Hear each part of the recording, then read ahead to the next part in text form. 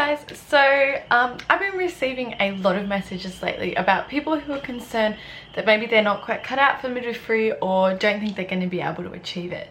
So today I'm going to talk a little bit about my story and my journey towards midwifery, as well as address some of the common types of people I get who don't think they'll be able to do midwifery. So if you're interested in any of this, just keep watching. So my journey started when I first decided I wanted to be a midwife. So if you want to look at like how I came to the decision to be a midwife, I do have my very first video, which I'll link below, which kind of explains how I discovered I wanted to be a midwife, how I knew. But the very first thing once I decided I wanted to be a midwife is I looked up the mark that I would need to be a midwife, and I thought it would be similar to nursing. So in Australia we have, or in New South Wales specifically, we have this ATAR system, which is basically a score out of 100, and then each university course has that score. So like doctor is 99.95, whereas teacher is something like 80. So just to give kind of a scale of the types of marks. So I thought that, yeah, midwifery would be something like nursing, which was 70 to 80, because they need more nurses, so the score's lower. But then I looked and I found out midwifery was 91, and I by no means was a straight A student at all. I'm about a C or B student, but I feel like my talents are more in public speaking. I'm really into creative projects. I just feel like academically though, and in terms of rote learning, that's not where my passion lies. So that's why I was not an A student by any means.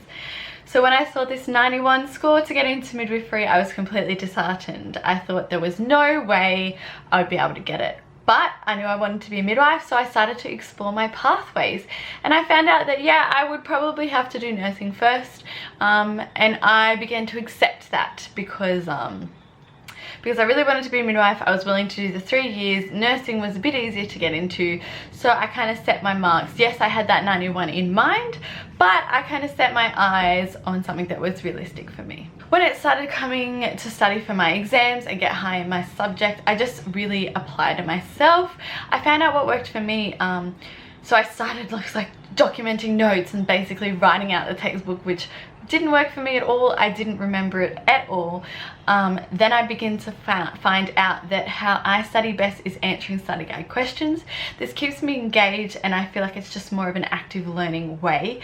I also figured out to keep myself focused, I needed something going in the background. So for me, really weird, I used to play like Twilight audiobooks in the background, because when I was 14, 15, I was obsessed. I would have listened to those audiobooks like 25, 30 times. So they were nice to have in the background, because I wasn't like super engaged in the story because I already knew what was going to happen next, but it kind of just kept one side of my mind occupied, so I could focus on answering all these study guide questions and getting through chapters that way. It took a lot of experimenting though, but I just kept trying, and I just kept figuring out what would work for me. So because of this, I ended up getting an ATAR of 87 and a bit, I think, which obviously was not high enough to get into midwifery, but again, I explored my options and avenues and found out that I could get 5 bonus points for getting a good mark in biology, which I knew I would need for midwifery, so I worked really hard with that. So then I got into my dream course, which was awesome. I was absolutely over the moon. I could not believe I had gotten into straight midwifery, and I thought, yep, now I'm on a complete road to midwifery. I had, however, enrolled to take a gap year and do a Rotary Youth Exchange in Sweden. So I knew I had that first before going into midwifery. So when I started to apply to defer, I realized that they did not let you defer midwifery. I called them up and they said, yep, you can't defer, and also your bonus points will not apply next year because you have not just left high school, so you won't be able to get into midwifery at all. And I was absolutely devastated, but I did not accept no for an answer. So on the university's end, they had accidentally sent me a deferral letter. So I took that and I called people. I constantly called to be able to get to talk to the right person, and it took them a while to decide. So I was already in Sweden before they made the decision that I would be allowed to defer, and I was accepted into next year's course. So then again, I thought it would be all smooth sailing until I started midwifery, and it was a lot different than I thought. In first year, they pump out normal birth and best practice. But when I got to the hospitals, I realized that this didn't happen at all, and it was so disheartening. I met some midwives who were horrible, and I saw things in practice that I did not agree with. And when I got halfway through my course, I put in my letters to defer, or in my mind I was completely quitting, but I was going to take a year off. I printed out everything, filled it all out, and I was ready to give up, completely give up. Wasn't for me. But my mum said, I'm not going to let you do that. You're going to thank me on graduation day that I made you stay and follow your passion. She's like, things aren't always going to go your way, but you have to finish what you started. And so I did. And so next week I will be graduating, and you bet you I will be thanking my mother for making me stay. Yeah, I'm so glad because now I can practice the way that I want to, and I can treat the women as they deserve, and how I'd like to be treated, and how I treat my friends and family.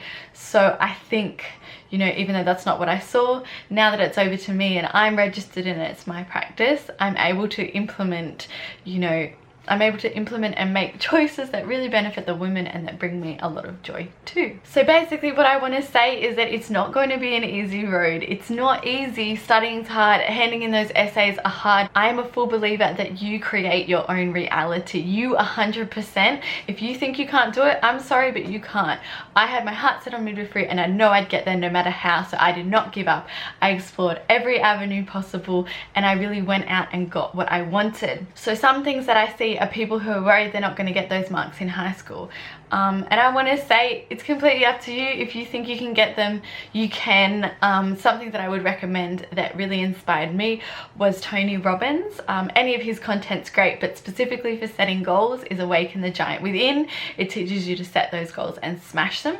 So I think you can get it on Spotify, listen to it for free. I'm pretty sure it's on YouTube for free, or I think you can purchase it as well. So there's plenty of options there. I think working on my personal development and getting my mindset right is what was most important. So I'm constantly engaging in things that will allow me to grow and allow me to continue to build resilience and have a good life. Right now I'm absolutely obsessed with the Minimalists podcast and their documentary. Some of you might have seen it. That has really allowed me to create a lot of space in my life for midwifery by chucking out all my other stuff. So I'll go into probably a video more on personal growth and things that I've read that have changed my life, but they're just some small things to start. But yeah, in terms of those high school students that are trying to get into midwifery, get your head down now, find out what works for you, find out how you're able to best study and smash it. Really get clear on your goals. It's all about mental strength. So something I wish that I had started in high school is meditation, because meditation is not necessarily, some people think meditation is to zen out and relax, but it is an exercise in focus. It is learning to control your mind, because once you have your mindset, it completely filters into other aspects of your life. So so getting into meditation is really good. A really great book is 10% Happier. You can look at Eckhart Tolle's stuff, but creating that self-awareness and really exercising your brain to be able to focus is essential. Another common message I get is from mothers wondering how to balance it all, and if midwifery is for them and if they're able to achieve it. Now, I come from a super fortunate position. I do not have any children yet. I live with my parents. They really financially supported me through my degree, so I can't preach about, you know, you can do it if you believe. I can't preach that to someone who has kids and has to juggle, you know, childcare and things. But I do want to say that, like, there is a way to make it work. If you're willing to explore all avenues, how you can make childcare work, you know, just exploring everything, exhausting all resources, thinking financially how you can make it work. Another massive thing about this degree is finance. So trying to save money and still live. So if you're able to get your finances under control, something I've been reading recently is The Barefoot Investor, which is Australia specific, but still has a very helpful system of managing your money. But I think his name's Dave Ramsey in America, and he works with like clearing your debt, how to be more financially responsible. So that's something else that you should definitely consider if you're considering this degree, is learning a lot about personal finance, good ways to manage your money, and how to save, so that those times that you do have off uni, or if you're, you know, just about to start uni, you're able to manage your money and have those funds there to be able to get through uni smoothly. Another recent one I have just got is a woman who had an awful birth experience and an awful experience with the midwives that looked after her. So she wanted to do midwifery before she had children. She had children, had an awful experience, and now this has really disheartened her and turned her off the career completely. What I want to say to her is, you are the absolute perfect person to take on midwifery. You understand what it's like to be on the receiving end of bad care, and you are able to implement change. So what I want to say is, do not be disheartened. I completely understand. Like I said before, I was going to drop out because of what I saw, but now every time I go into a room, take a deep breath, and I imagine the woman there is my sister, my best friend, someone I love dearly and care about. And so I walk into the room with that energy and I deliver her the best care that I possibly can. So for me, it is so fulfilling to affect change that way. What I want to say to you is, what else would you be doing?